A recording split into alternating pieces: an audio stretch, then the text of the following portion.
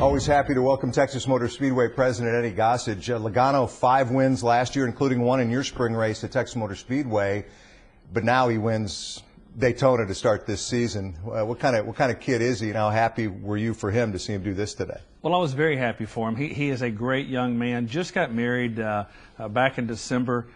Cute little girl he married, and he's just a great guy. But he is an incredibly fierce competitor to be only 24 years old. At times he's had a few run-ins with some of the other drivers because he's not going to back down from the older guys and give them a break, just like they aren't going to give him one. But he showed today he's tough.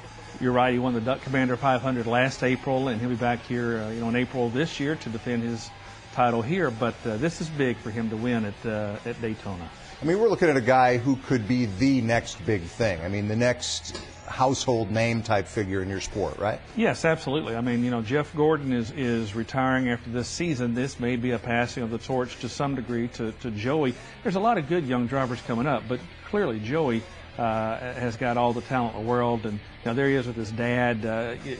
Families pay so much of the price early on in their career to help get them going, and so it's great to see that celebration at Victory Lane. What did you think of the way the race ran today in general? Logano took over late. You had a couple of crashes late. They red flagged it, finished under caution, just the way it ended. Hate to see it end under caution. I just hate that, but I don't know what else they could do because there they were on the last lap, and you had an accident behind Joey coming off of turn 2, and once you take the white flag, that's what the rules say, and it makes sense. So we're not racing back to the start-finish line where there could be an accident that just occurred on the other side of it. You could run into somebody else and hurt. It's a safety thing, but you hate to see that happen.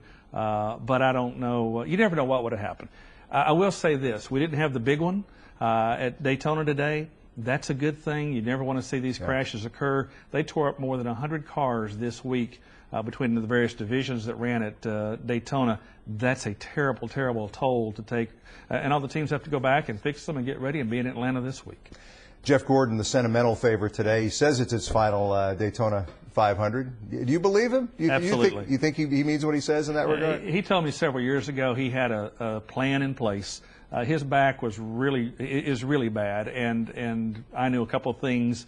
In fact, he'd asked for some help one time with his back, and I gave him a hand. And we've been friends since he was a teenager with a really bad little mustache. Well, you're a chiropractor? What do you mean you gave him a hand with his back? Yeah, I kind of did, actually. Okay. All right. And he said, Eddie, you got to help me because, I was the only person that, anyway. Wow. Might have extended his career. I did. I think he owes me some money for the last couple of seasons. But no, he told me, he wouldn't tell me exactly what he had in mind, but he had a plan in place. And his kids are getting older. You saw them there in that shot. And what else can he accomplish? But he led the most laps today. That shows you he's going to be a force. He really wants to go out on top and hopefully win that title. What do you do for a guy like this when he races at your place for the final time or the final couple of times? You got something in mind, I know. You're not going to tell me right now, but... Well, I will tell you that Jeff has told everybody, every racetrack, I don't want to do a farewell tour and a goodbye thing and all like that. I'll come back next year and we'll do that. This year he just wants to go racing, so we probably won't do a great deal. We'll save it up for next time and try and sell a ticket then. It's really not possible to put into words what he's meant for this sport, though, huh? He is the face of the sport in so many ways, and you get Jimmy Johnson, who's won 6 titles, but I think people identify with Jeff.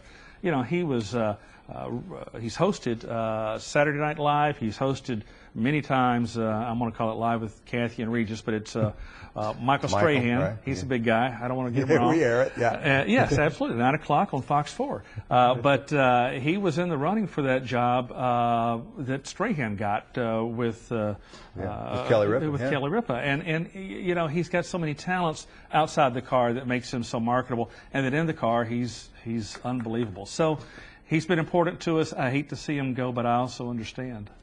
Terrible weekend for the Busch boys. You got the situation with Kurt Busch suspended as he's been investigated for domestic violence, alleged domestic violence. Do you feel that NASCAR did the right thing in suspending him indefinitely? Well, unfortunately, the horrible misbehavior by players of the National Football League And the mishandling by the National Football League has forced this issue to where you are now guilty until proven innocent, which is exactly the opposite of the American justice system.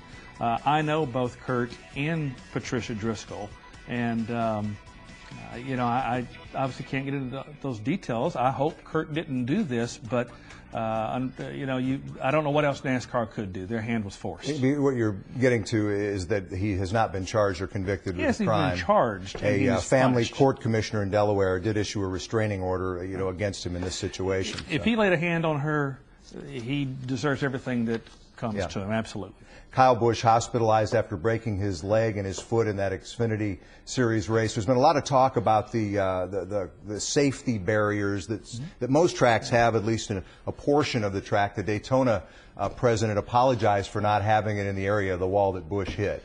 What's the stance of TMS in terms of the safer barriers, so to speak? Well, we have them in all the places that NASCAR has told us they want them. NASCAR studies your past races, determines where the most likely places are for impact. I suspect that after this incident at Daytona, because it was terrible, and we're lucky that Kyle isn't hurt worse.